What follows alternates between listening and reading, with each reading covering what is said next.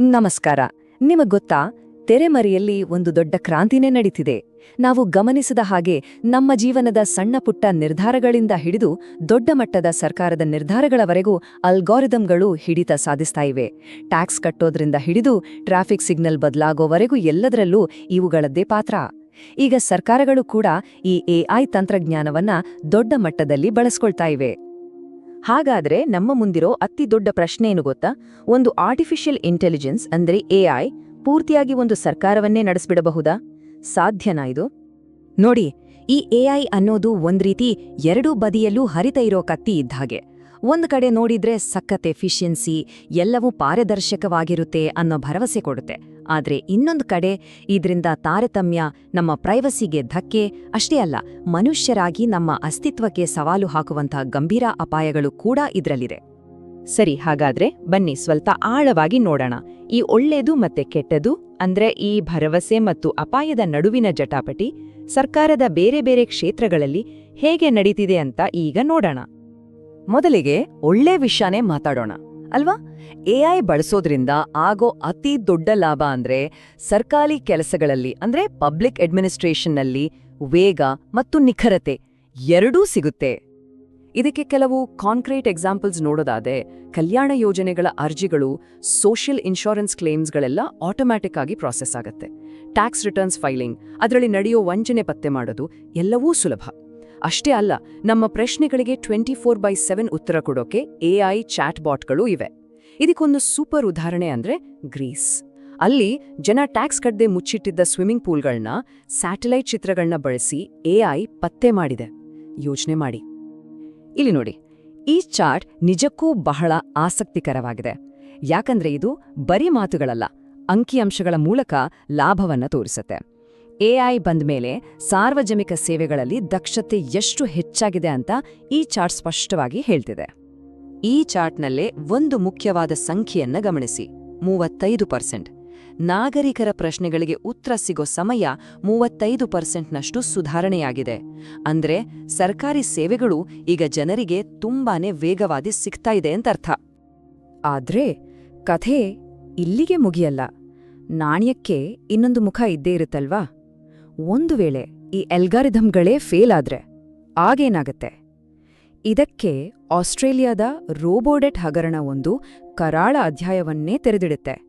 ಏನಾಯ್ತು ಗೊತ್ತಾ? ಈ ರೋಬೋಡೆಟ್ ಕೇಸ್ನಲ್ಲಿ ಒಂದು ತಪ್ಪು ಅಲ್ಗಾರಿದಮ್ ಸಾವಿರಾರು ಜನರನ್ನ ತಪ್ಪಾಗಿ ಸಾಲಗಾರರು ಅಂತ ಗುರುತಿಸ್ಬಿಡ್ತು. ಅವರಿಗೆಲ್ಲ ಸಾಲ ವಾಪಸ್ ಕೊಡಿ ಅಂತ ನೋಟಿಸ್ ಹೋಯ್ತು. ಇದರಿಂದ ಎಷ್ಟೋ ಜನ ಮಾನಸಿಕವಾಗಿ, ಆರ್ಥಿಕವಾಗಿ ಕುಗ್ಗಿ ಹೋದ್ರು. ನೋಡಿ, ಟೆಕ್ನಾಲಜಿ ಮೇಲೆ ಕಣ್ಮುಚ್ಚಿ ನಂಬಿಕೆ ಇಟ್ರೆ ಎಂಥ ಅನಾಹುತ ಆಗಬಹುದು ಅನ್ನೋದಕ್ಕೆ ಇದಕ್ಕಿಂತ ದೊಡ್ಡ ಉದಾಹರಣೆ ಬೇಟಿಲ್ಲ. ಕಾನೂನು ಪಾಲನೆ ಅಂದ್ರೆ ಲಾ ಎನ್ಫೋರ್ಸ್ಮೆಂಟ್ ವಿಚಾರಕ್ಕೆ ಬಂದ್ರೆ ಇಲ್ಲಿ ಎಐ ಬಳಕೆ ಇನ್ನೂ ಕಾಂಪ್ಲೆಕ್ಸ್. ಒಂದು ಕಡೆ ಪ್ರಿಡಿಕ್ಟಿವ್ ಪೊಲೀಸಿಂಗ್ ಅಂತ, ಅಂದ್ರೆ ಎಲ್ಲೆಲ್ಲಿ ಅಪರಾಧ ಆಗಬಹುದು ಅಂತ ಎಐ ಮೊದಲೇ ಊಹಿಸುತ್ತೆ. ಇದರಿಂದ ಪೊಲೀಸರಿಗೆ ಸಹಾಯ ಆಗತ್ತೆ. ಆದ್ರೆ ಡೇಂಜರ್ ಏನಂದ್ರೆ ಎಐ ತನಗೆ ಕೊಟ್ಟಿರೋ ಹಳೇ ಡೇಟಾ ಇಟ್ಕೊಂಡೇ ಕಲಿಯೋದು. ಆ ಡೇಟಾದಲ್ಲಿ ಈಗಾಗಲೇ ತಾರತಮ್ಯ ಇದ್ರೆ ಎಐ ಕೂಡ ಅದನ್ನೇ ಮುಂದುವರಿಸುತ್ತೆ. ಇದರಿಂದ ಏನಾಗುತ್ತೆ?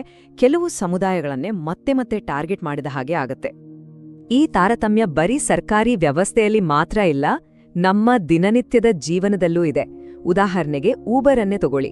ಒಂದು ಸ್ಟಡಿ ಪ್ರಕಾರ ಕೆಲವು ನಿರ್ದಿಷ್ಟ ಸಮುದಾಯಗಳು ವಾಸಿಸೋ ಏರಿಯಾಗಳಲ್ಲಿ ಊಬರ್ ಕ್ಯಾಬ್ಗೆ ಕಾಯೋ ಸಮಯ ಜಾಸ್ತಿ ತೋರ್ಸತ್ತಂತೆ. ನೋಡಿ, ಟೆಕ್ನಾಲಜಿಗೂ ನಮ್ ಗರಿವಿಲ್ಲದಂತೆ ಹೇಗೆ ತಾರತಮ್ಯ ಮಾಡೋಕ್ಕೆ ಬರುತ್ತೆ ಅಂತ. ಇದೇ ಕಥೆ ಬೇರೆ ಕ್ಷೇತ್ರಗಳಲ್ಲೂ ಇದೆ. ಹೆಲ್ತ್ ಕೇರ್ ತಗೊಂಡ್ರೆ ಎಐ ರೋಗಿಗಳಿಗೆ ಸರಿಯಾದ ಚಿಕಿತ್ಸೆ ಕೊಡೋಕ್ ಸಹಾಯ ಮಾಡುತ್ತೆ. ಆದ್ರೆ ನಮ್ಮ ಆರೋಗ್ಯದ ಡೇಟಾ ಪ್ರೈವಸಿ ಎದ್ದೇ ದೊಡ್ಡ ಚಿಂತೆ. ಕೃಷಿಯಲ್ಲಿ ಡ್ರೋನ್ಗಳು, ಎಐ ಎಲ್ಲ ಬೆಳೆ ನೋಡ್ಕೊಳ್ಳುತ್ತೆ. ಆದ್ರೆ ಇದರ ಖರ್ಚು ಸಣ್ಣ ರೈತರಿಗೆ ತಾಂಗೋಕ್ಕಾಗಲ್ಲ. ಇನ್ನು ದೇಶದ ಭದ್ರತೆ ವಿಷಯಕ್ಕೆ ಬಂದ್ರೆ ಎಐ ಕಣ್ಗಾವಲು ಹೆಚ್ಚಿಸುತ್ತೆ.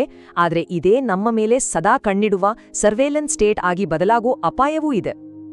ಸರಿ, ಇದನ್ನೆಲ್ಲ ಒಂದು ಹೆಜ್ಜೆ ಮುಂದೆ ಹೋಗಿ ನೋಡೋಣ. ಅಂದ್ರೆ ಜಾಗತಿಕ ಮಟ್ಟದಲ್ಲಿ.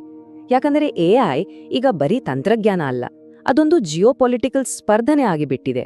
ಪ್ರತಿಯೊಂದು ದೇಶವೂ ತನ್ನದೇ ಆದ ದಾರಿಯಲ್ಲಿ ನಡೀತಿದೆ. ಇಲ್ಲಿ ನೋಡಿ, ಪ್ರಪಂಚದ ದೊಡ್ಡ ಶಕ್ತಿಗಳು ಎಐಯನ್ನ ಹೇಗೆ ನೋಡ್ತಾವೆ ಅಂತ. ಚೀನಾ ತನ್ನ ಸರ್ಕಾರದ ಹಿಡಿತದಲ್ಲಿ ಜನರ ಮೇಲೆ ಕಣ್ಗಾವಲು ಇಡೋಕೆ ಎಐ ಬಳಸ್ತಾ ಇದೆ. ಯುರೋಪ್ ಆದ್ರೆ ಮೊದಲು ನಿಯಮಗಳು, ಜನರ ಹಕ್ಕುಗಳು ಮುಖ್ಯ ಅಂತ ಹೇಳುತ್ತೆ. ಭಾರತ ಎಲ್ಲರಿಗೂ ಎಐ ಅಂತ ಎಲ್ಲರನ್ನೂ ಒಳಗೊಳ್ಳೋ ದಾರಿಯಲ್ಲಿ ಸಾಗಿದ್ರೆ ಅಮೆರಿಕಾದಲ್ಲಿ ಇನ್ನೋವೇಷನ್ಗೆ ಹೆಚ್ಚು ಒತ್ತು ಕೊಡಲಾಗ್ತಿದೆ. ಪ್ರತಿಯೊಬ್ಬರದ್ದು ಒಂದೊಂದು ದಾರಿ. ಹಾಗಾದ್ರೆ ಇಷ್ಟೆಲ್ಲ ಪವರ್ಫುಲ್ ಆಗಿರೋ ಈ ಹೊಸ ವ್ಯವಸ್ಥೆಗಳನ್ನ ನಾವು ಕಂಟ್ರೋಲ್ ಮಾಡೋದು ಹೇಗೆ? ಇದು ತುಂಬಾನೇ ಮುಖ್ಯವಾದ ಪ್ರಶ್ನೆ. ಇಲ್ಲಿ ಅಲ್ಗಾರಿದಮಿಕ್ ಅಕೌಂಟಬಿಲಿಟಿ ಅಂದ್ರೆ ಅಲ್ಗಾರಿದಮಿಕ್ ಹೊಣೆಗಾರಿಕೆ ಅನ್ನೋ ಕಾನ್ಸೆಪ್ಟ್ ಬರುತ್ತೆ. ಸರಳವಾಗಿ ಹೇಳೋದಾದ್ರೆ ಒಂದು ಕೋಡ್, ಒಂದು ಅಲ್ಗಾರಿದಮ್ ತಪ್ಪು ಮಾಡಿದಾಗ ಅದಕ್ಕೆ ಯಾರು ಜವಾಬ್ದಾರರು? ಅದನ್ನ ಬರೆದ ಪ್ರೋಗ್ರಾಮರ, ಅದನ್ನ ಬಳಸಿದ ಸರ್ಕಾರನ, ಅಥವಾ ಆ ಅಲ್ಗಾರಿದಮ್ಮೇನ? ಯಾರನ್ನ ದೂಷಿಸೋದು? ಇದಕ್ಕೆ ಬ್ಲ್ಯಾಕ್ ಬಾಕ್ಸ್ ಸಮಸ್ಯೆ ಅಂತಾರೆ. ಅಂದ್ರೆ ಈ ಅಲ್ಗಾರಿದಮ್ಗಳು ತಪ್ಪು ಮಾಡಬಲ್ಲೋ, ಅವುಗಳಲ್ಲೂ ಬಯಾಸ್ ಇರುತ್ತೆ, ಆದ್ರೆ ಅವು ಒಂದು ಕಪ್ಪು ಪೆಟ್ಟಿಗೆಯೊಳಗಡೆ ಕೂತಿರೋ ಹಾಗೆ. ಅವು ಹೇಗೆ ಯೋಚಿಸ್ತವೆ, ಯಾಕೆ ಒಂದು ನಿರ್ಧಾರ ತಗೊಳ್ತವೆ ಅನ್ನೋದು ಯಾರಿಗೂ, ಕೆಲವೊಮ್ಮೆ ಅದನ್ನ ಸೃಷ್ಟಿಸಿದವರಿಗೂ ಅರ್ಥವಾಗಲ್ಲ. ಎಲ್ಲವೂ ಕಾಂಪ್ಲೆಕ್ಸ್. ಹೀಗಿದ್ದಾಗ ಹೊಣೆಗಾರಿಕೆ ನಿಗದಿ ಮಾಡೋದೇಗೆ? ಹಾಗಾದ್ರೆ ಇದಕ್ಕೆ ಪರಿಹಾರ ಇಲ್ವಾ? ಖಂಡಿತ ಇದೆ. ಕೆನಡಾದಲ್ಲಿ ಬಳಸ್ತಾರಲ್ಲ ಅಲ್ಗಾರಿದಮಿಕ್ ಇಂಪ್ಯಾಕ್ಟ್ ಅಸೆಸ್ಮೆಂಟ್ ಅನ್ನೋ ವಿಧಾನ, ಅದು ಒಂದು ಒಳ್ಳೆ ದಾರಿ. ಅಂದ್ರೆ ಯಾವುದೇ ಒಂದು ಎಐ ಸಿಸ್ಟಮ್ ಜಾರಿಗೆ ತರೋ ಮುಂಚೆ ಅದರಿಂದ ಆಗಬಹುದಾದ ತೊಂದರೆಗಳನ್ನ ಗುರ್ತಿಸೋದು, ಅದನ್ನ ಕಡಿಮೆ ಮಾಡಕ್ಕೆ ಏನ್ ಮಾಡ್ಬೇಕು ಅಂತ ಪ್ಲಾನ್ ಮಾಡೋದು, ಮತ್ತೆ ಎಲ್ಲಕ್ಕಿಂತ ಮುಖ್ಯವಾಗಿ ಆ ಸಿಸ್ಟಮ್ ಹೇಗೆ ಕೆಲಸ ಮಾಡುತ್ತೆ ಅಂತ ಪಾರದರ್ಶಕವಾಗಿ ಜನರಿಗೆ ತಿಳಿಸೋದು. ಬನ್ನಿ, ಈಗ ನಮ್ಮ ಡಿಜಿಟಲ್ ಭವಿಷ್ಯದ ಬಗ್ಗೆ ಮಾತಾಡ್ತಾ ಈ ಚರ್ಚೆಯನ್ನ ಮುಗಿಸೋಣ. ಒಂದು ವಿಷಯ ನೆನ್ಪಿಡಿ, ಇವತ್ತು ನಾವು ತಗೊಳ್ಳೋ ನಿರ್ಧಾರಗಳೇ ನಮ್ಮ ಮುಂದಿನ ಆಡಳಿತ ಹೇಗಿರ್ಬೇಕು ಅಂತ ನಿರ್ಧರಿಸುತ್ತೆ. ನಾವೀಗ ಒಂದು ಅಡ್ಡ ರಸ್ತೆಯಲ್ಲಿ ನಿಂತಿದ್ದೀವಿ. ಎಐ ಬಗ್ಗೆ ಇವತ್ತು ನಾವು ಏನ್ ನಿರ್ಧಾರ ಮಾಡ್ತೀವೋ ಅದೇ ಮುಂದಿನ ದಶಕಗಳಲ್ಲಿ ಸರ್ಕಾರಕ್ಕೂ ಮತ್ತು ಜನರಿಗೂ ಇರೋ ಸಂಬಂಧವನ್ನ ನಿರ್ಧರಿಸುತ್ತೆ. ಇದು ಬರೀ ಟೆಕ್ನಾಲಜಿ ಪ್ರಶ್ನೆ ಅಲ್ಲ, ಇದು ನಮ್ಮ ಸಮಾಜದ, ನಮ್ಮ ಹಕ್ಕುಗಳ ಪ್ರಶ್ನೆ. ಹೋಗೋ ಮುಂಚೆ ನಿಮಗಾಗಿ ಒಂದು ಪ್ರಶ್ನೆ. ಒಂದು ವೇಳೆ ನಿಮ್ಮ ಜೀವನದ ಬಗ್ಗೆ ಒಂದು ಅಲ್ಗಾರಿದಮ್ ನಿರ್ಧಾರ ತೆಗೆದುಕೊಂಡ್ರೆ ಅದಕ್ಕೆ ನಿಜವಾದ ಹೊಣೆಗಾರರು ಯಾರು? ಯೋಚನೆ ಮಾಡಿ.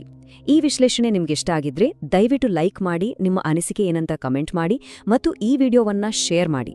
ಇದೇ ರೀತಿ ಮತ್ತಷ್ಟು ಜಾಗತಿಕ ರಾಜಕೀಯ ಮತ್ತು ಪ್ರಚಲಿತ ವಿದ್ಯಮಾನಗಳ ಬಗ್ಗೆ ತಿಳಿದುಕೊಳ್ಳೋಕೆ ನಮ್ಮ ಚಾನೆಲ್ಗೆ ಸಬ್ಸ್ಕ್ರೈಬ್ ಆಗಿ. ಧನ್ಯವಾದಗಳು.